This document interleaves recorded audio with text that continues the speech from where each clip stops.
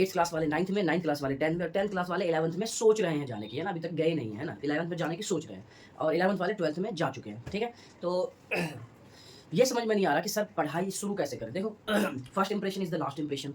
चाहे आप अपने माइंड को इंडिकेट करो या आप किसी भी तरीके से आप आपकी कोई भी एक एक्टिविटी आपके माइंड को इंस्ट्रक्शन दे देता है और वही आपका इंप्रेशन डिसाइड करता है कि आपके पढ़ाई को लेके कैसे चलना है। चलो, तो शुरू करते हैं, अपने सफ़र को अपने अंदाज़ में शुरू करते हैं। वो क्या है कि मैंने आपको बोल रखा है, जैसा कि आप लोगों ने देखा भी है कि हम स्टार्ट करेंगे यहाँ पे 9, 10, 11, 12 सारी क्लासेस चलेंगी, प्रॉपर चलेंगी, ठीक है? तो इसलिए कोशिश ये है हमारी कि आपको बेस्ट कंटेंट यहाँ से एक-एक भले एक-एक टॉपिक करके आपके पास चीज़ें पहुँचानी पड़े, लेकिन पहुँचाएँगे। कोशिश हमारी पूरी होगी, ठीक है? चलो, तो और बस आप लोगों का थोड़ा सपोर्ट चाहिए और यही सपोर्ट आप लोगों का जो मिलेगा, उसी से हम बहुत बहुत बड़े लेवल तक काम करेंगे, ठीक?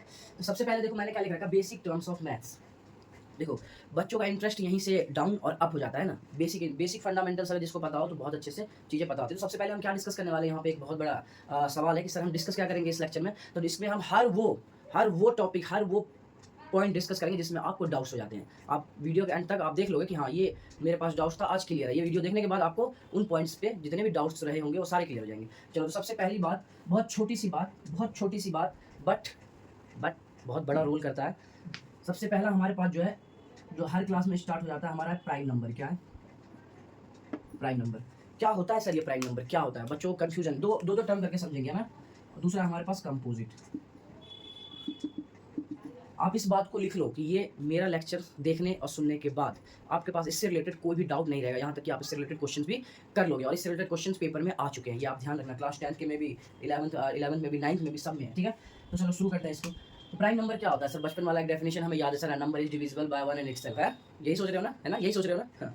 A number is divisible by 1 and itself is called prime number. बिल्कुल सही है, बट अब हम इसको थोड़ा दूसरे रूप से याद करेंगे, दूसरे फॉर्म में हम इसे याद करेंगे। कैसे? कि a number which is a number which has only two factors, कह रहा कि वो सारे नंबर, दुनिया के ब्रह्मांड के वो सारे नंबर जिसके सिर्फ दो फैक्टर, मैंने दो फैक्टर नहीं कहा है, ध्यान रखना, एक एक वर्ड से आपके डेफिनेशन की वैल्यू बदल जाएगी, ठीक है? मैं क्या कह रहा हूँ, टू फैक्टर नहीं है, टू फैक्टर नहीं, a number which has two factor, नहीं, आपको एक बात ऐड करके रखनी पड़ेगी। क्या करोगे आप? A number which has only two factor. तो ये आपकी कंप्लीट डेफिनेशन होगी। वो नंबर जिसके सिर्फ दो फैक्टर होंगे, वो हमारा क्या होगा? प्राइम नंबर होगा, ठीक है? बहुत आसानी से अच्छे लेवल पे कोशिश करूंगा आप लोगों तक पहुंचाने के लिए। बस आप लोग पेशेंस के साथ बैठे रहें और देखते रहें और कॉपी पेन में लिखते भी रहें, ठीक है? कोई दिक्कत वाली बात नहीं है। सारे नंबर, जितने भी नंबर के सेट है ना, वो सारे एक्सप्लेन कर लूंगा यहाँ पे, बेफिक्र रहे आप, ठीक है? A number which has only two factor is called prime number, ठीक है? अच्छा, पहले वाला डेफिनेशन जो था वो भी आपका डेफिनेशन था, a number which is divisible by 1 and itself. तो उसमें भी कहीं ना कहीं दो ही आ रहा था, 1 एंड इटसेल्फ, क्लियर है? अच्छा, अब इसी में सर एक बात यूज हो गई सर, वर्ड पे ही तो खेला है। खेला जो खेल रहे हैं वो वर्ड टू वर्ड खेल रहे हैं और हम इस चैनल के थ्रू वर्ड टू वर्ड ही खेलेंगे। ध्यान रखना इस बात को कि फैक्टर कह रहे sir has only two factors. तो थोड़ी सी बात अगर मैं फैक्टर पे कर लेता हूँ तो मुझे लगता है कि आपके पास जो भी बच्चे को चीज डाउट्स है वो सारे क्लियर हो जाएंगे। तो मैं थोड़ा सा कहानी आपको यहाँ पे बनाऊंगा फैक्टर को लेकर कि सर फैक्टर क्या होता है, है ना? फैक्टर्स क्या होता है? चलो, हाँ, आ रहा है क्या आपके दिमाग में? कोई आंसर आ रहा है? फैक्टर क्या होता है? देखो, फैक्टर किसी भी एक नंबर का कोई दूसरा नंबर फैक्टर होगा तब जब दूसरा नंबर पहले नंबर को कंप्लीटली डिवाइड कर रहा होगा। क्या कर रहा होगा? Completely divide. तो कंप्लीटली डिवाइड का मतलब क्या है? कंप्लीटली डिवाइड का मतलब है कि रिमाइंडर, डिवाइड करने के बाद रिमाइंडर जो है वो कितना है? 0 है, ठीक है? तो इसलिए मैं फिर कह रहा हूँ ना, आप वर्ड टू वर्ड चीज़ों को समझे और बहुत मजा आएगा आपको, ठीक है? चलिए, तो यहाँ से कहने का मतलब है कि अगर मैं तुम्हें दिखा दूँ, हमारे पास मान लो 9 है, 9। अब 9 के फैक्टर लिखना है सर, तो सबसे पहले हम ये देखेंगे 9 किस के टेबल में आता है। जिसके टेबल में 9 आता है वो उसका फैक्टर होगा, ठीक है? अच्छा, कैसे कहेंगे सर? 9 1 के टेबल में आता है, बिल्कुल आता है। 9 3 के टेबल में आता है, 2 में आता है क्या? नहीं आता, ठीक है? अच्छा, 9 4 में नहीं आता, 5 में आता है, 6 में आता है क्या? नहीं आता, 7 में, 8 में नहीं, 9 में, तो 9 में। तो ये सारे क्या हो गए? फैक्टर हो गए। फैक्टर्स हो गए। ध्यान रखना, 9 का फैक्टर क्या होगा? 1 3 एंड 9। अब मैं आपको एक बात और, एक और एग्जांपल लेते हैं। चलो, और हो सकता है बच्चों को हमारे ये जो वीडियो है वो क्लास 8th वाले भी देख रहे हैं, क्लास 7th वाले भी देख रहे हैं ना, क्लास 9th वाले भी देख रहे हैं, क्लास 10th वाले भी देख रहे हैं, 11th 12th वाले भी देख रहे हैं। तो उन सबके लेवल के हिसाब से आपको एक एक क्वेश्चन मिल जाएंगे, ठीक है? अगर मैं कहता हूँ एक क्वेश्चन मैंने और ले लिया 16, बोला मैंने सर 16, तो 16 के फैक्टर्स बता दो। तो सर 16 के फैक्टर्स आप लिख सकते हो, अगर सर 16 का फैक्टर 1 होगा, क्योंकि 1 के टेबल में 16 आता है ना? 1 के टेबल में सभी कुछ आता है। सर 2, सर 3 नहीं, सर 4 5 नहीं, 6 7 8 के बाद 8 के बाद 16, ठीक है, 8 के बाद 16। आप कहोगे सर चलो मान लो छोटी सी बात, एक बहुत छोटे सा सवाल किसी ने पूछ लिया, किसी आप लोगों के बीच में बैठे हुए किसी स्टूडेंट ने एक सवाल पूछ लिया कि सर ये तो छोटा सा नंबर था, तो हम ऐसे करके चेक कर लेते, कोई बड़ा नंबर हो तो मैं बताता हूँ आपको क्या करना। एक पॉइंट मेरा याद रखना कि जब भी किसी का फैक्टर आपको निकालना हो, जब भी किसी का फैक्टर आपको निकालना हो, तो आप कहाँ तक जाओगे, इस नंबर के हाफ तक तो आप चेक कर लो, किसी भी तरीके से छोटा सा नंबर ही है, हाफ तक जाके चेक कर लो, हाफ के बाद डायरेक्ट वही नंबर उसका फैक्टर होगा। देखो यहाँ चेक करते हैं, कह रहा 1 2 3 4 8, 16 का हाफ क्या 8, 8 के बाद मैंने जस्ट क्या लिख दिया, 8 के बाद मैंने जस्ट 16 लिख दिया। अब यहाँ देखना जरा 1 1 3, ठीक है, उसके बाद 3 के बाद क्या मैंने कहा चलो चेक करते हैं, 9 का हाफ क्या होता है 4.5, 4 में नहीं आएगा, 5 में नहीं आएगा, 4 से जैसे ही आगे बढ़ा तो हम तुरंत क्या करना, हमने बाउंस कर लिया 9 पे कि 9 ही इसका फैक्टर होगा। मेरी बात समझ में आ रही है। जैसे मैं अगर एग्जांपल लेता हूँ 12, एक एग्जांपल 12 का फैक्टर क्या 1 होगा, ठीक है, 2 होगा, ठीक है, 3 होगा, ठीक है, 4 भी होगा, 4 के टेबल में 12 आता है, ठीक है, अच्छा 4। अब मुझे बताओ 5 होगा क्या, नहीं 6 होगा, ठीक है, 12 का फैक्टर 6 होगा। अच्छा 12 का हाफ भी तो 6 आ गया, हाफ तक पहुंच गया, उसके बाद मुझे 7 8 9 10 चेक नहीं करना, सीधा मैं 6 के बाद सीधा मैं क्या बोलूँगा, 12 is the last factor of this number.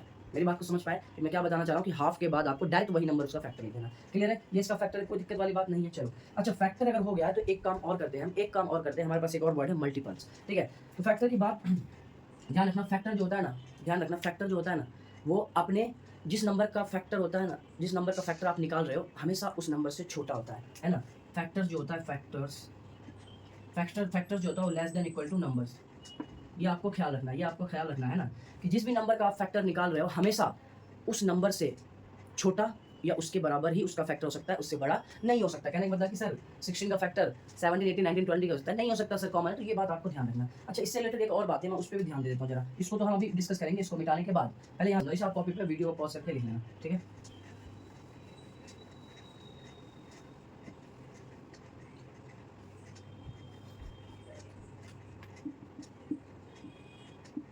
Multiples क्या है, मल्टीपल्स। अब मुझे बता दो जरा मल्टीपल्स क्या होते हैं। मन में आंसर तो आ रहा होगा लेकिन मुंह से नहीं निकलता। इसका मतलब क्या है पता है कि इसका मतलब यही है कि आपके पास नॉलेज है बट एक्सप्लेनेशन नहीं है, और एक्सप्लेनेशन अगर नहीं है तो मुझे लगता है वो नॉलेज दब के रह जाता है जब तक आपके पास एक्सप्लेन, क्योंकि हमारे दिमाग में चीज़ें हैं, ठीक है, मेरे पास बहुत सारी चीज़ें, बट जब तक मैं अपने मुंह से अपने साउंड के थ्रू आपके पास वो बातें नहीं पहुंचाऊंगा तो मेरे पास जो दिमाग में है वो वेस्ट है, ठीक है, वेस्ट है, ठीक है। तो इसलिए माध्यम बहुत जरूरी है, हम दोनों के बीच में जो काम कर रहा है वो क्या है, माध्यम, और उस माध्यम पे कौन बेस कौन है, साउंड हमारा, ठीक है। तो ये ध्यान रखना मल्टीपल्स क्या होता है, मैं आपको बताता हूँ। किसी का भी टेबल उसका उसका मल्टीपल, मैं लिख भी सकता हूँ यहाँ पे, है ना, टेबल ऑफ दैट नंबर।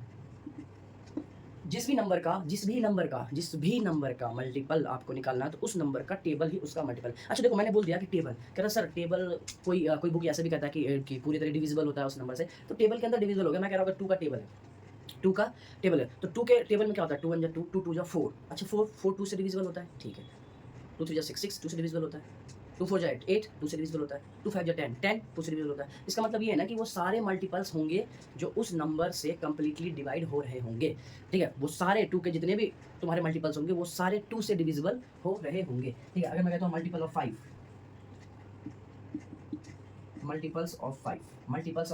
5 तो मुझे बताओ क्या होगा सर, अब जब आपने बता ही दिया है कि मल्टीपल ऑफ 5 क्या होगा, 5 10 15 20 25 डॉट डॉट डॉट, ठीक है, डॉट डॉट डॉट, ये तो होगा क्योंकि सर इनफाइनाइट तक हो, 3 डॉट का मतलब क्या होता है, इनफाइनाइट तक, समझ लो मेरी बात, ठीक है।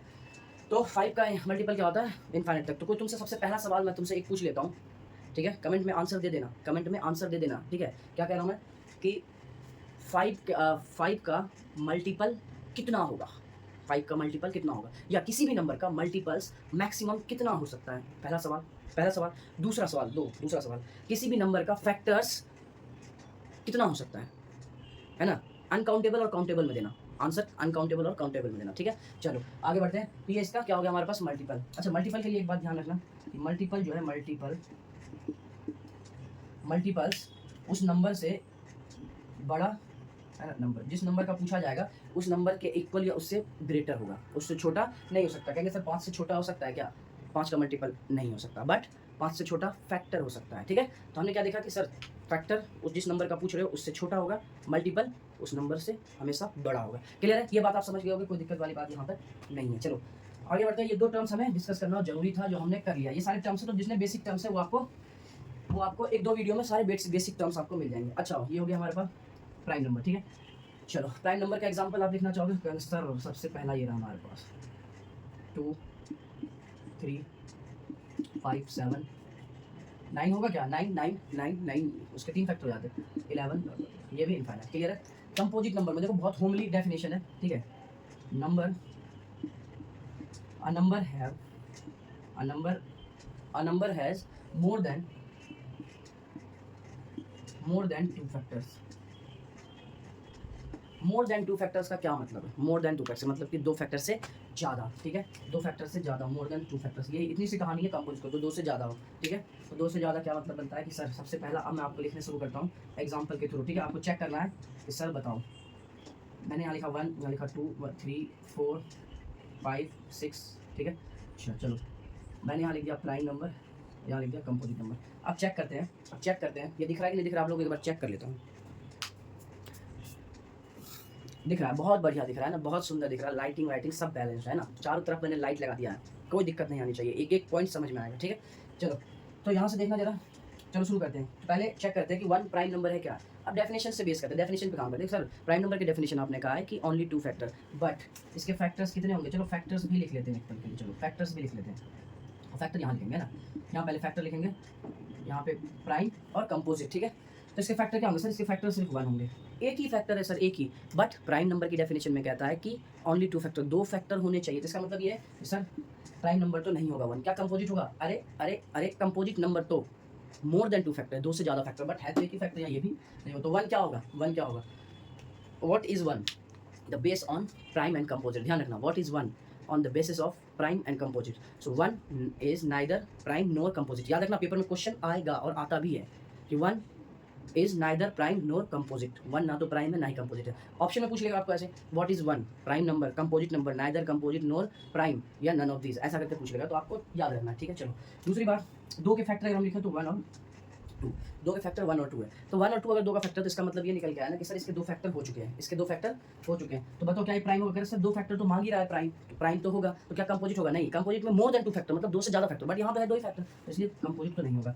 3 का बताना सर, 1 और 3 इसके फैक्टर्स होंगे, कंपोजिट नंबर होगा क्या? नहीं होगा, प्राइम होगा, हाँ सर 2 फैक्टर है इसलिए। 4 बताना, इसका 1, 2 और 4 इसके फैक्टर हो जाएंगे, कंपोजिट होगा क्या? हाँ सर मोर देन 2 फैक्टर है, मतलब 3 फैक्टर दिखा रहा है, 3 फैक्टर मोर देन 2 ही तो है, इसका मतलब कंपोजिट होगा।